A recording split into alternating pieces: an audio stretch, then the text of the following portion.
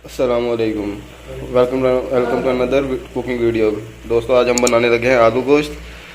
तो आप देख सकते हैं गोश्त को हमने रख दिया चूल्हे पे। इसमें आप सारे मसाले वगैरह ऐड करेंगे और पानी डाल के इसको पकने के लिए हम छोड़ देंगे। उसके बाद आलू वगैरह हम काट के रेडी कर लेंगे। जब ये तैयार हो जाएगा तो इसमें अभी हमने मसाले इसमें ऐड कर दिए हैं, जैसा कि आप देख सकते हैं।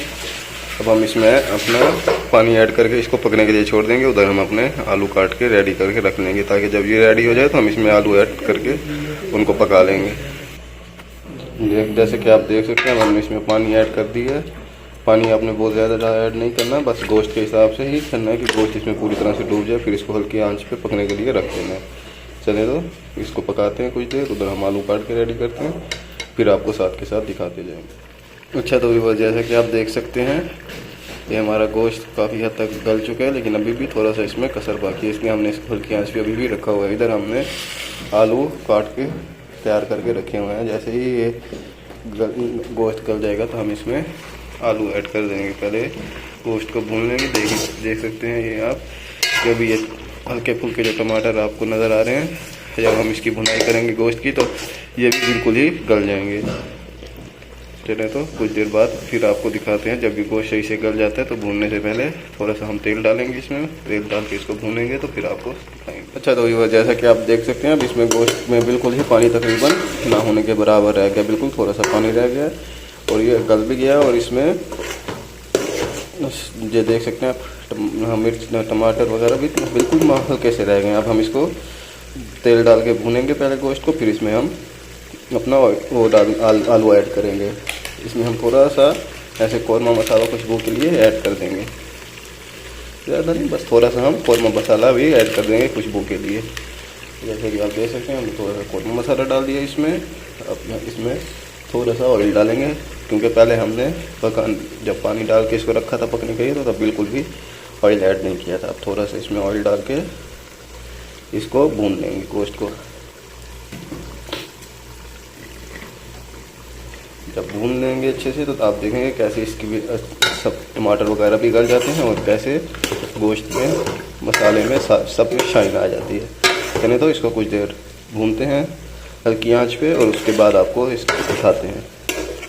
चलिए तो जैसा कि आप देख सकते हैं, अब ये हमारा गोश्त गल भी चुका है और भूननाई के बाद आप इसकी शाइन देखें कैसे माशाल्लाह से बेहतरीन शक्ल निकल के सामने आई है। और इसमें टमाटर भी सब अल्हम्दुलिल्लाह अच्छे से गल गए हैं। ग्रेवी भी जिस हिसाब से हमें चाहिए थी वैसे ही तैयार हो गई है। अब हम इसमें अपने आलू ऐड करेंगे।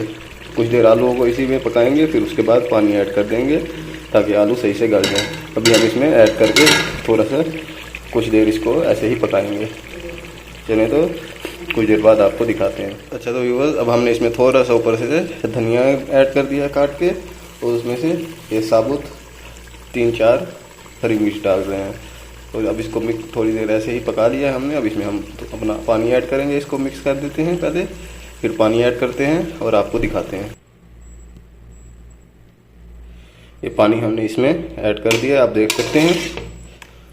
अब हम इसको कुछ देर ऐसे ही पकाएंगे पानी में, आलू भी गल जाएंगे और कुछ पानी भी खुश्क हो जाएगा। ये पानी हमने वैसे भी ज़्यादा नहीं डाला, तो जैसे ही ये कुछ पानी भी खुश्क हो जाएगा और आलू भी गल जाएंगे तो हमारा आलू गोश्त बन के तैयार हो जाएगा।